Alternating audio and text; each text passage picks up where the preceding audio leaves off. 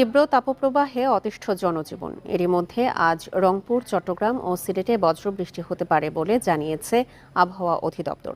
বিকাশে কম খরচে ক্যাশ আউটের লিমিট বেড়ে 50,000, প্রিয় এজেন্টও 2টা। সিলেটের উত্তর পশ্চিম দিক দিয়ে ঘন্টায় 45 থেকে 60 কিলোমিটার বেগে ঝোড়ো হাওয়া বয়ে যেতে পারে বলে পূর্বাভাস দেয়া হয়েছে। ওই এলাকার নদীবন্দরে জারি করা হয়েছে 1 নম্বর সতর্ক সংকেত। আবহাওয়া অফিস জানিয়েছে, দেশের কোথাও কোথাও হতে পারে শিলাবৃষ্টি, তবে বৃষ্টি হলেও কমবে না তাপমাত্রা।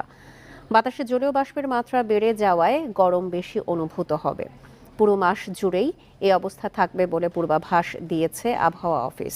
বৃহস্পতিবার দেশের সর্বোচ্চ তাপমাত্রা রেকর্ড করা হয় যশোর ও চুয়াডাঙ্গায় 40.4 ডিগ্রি সেলসিয়াস।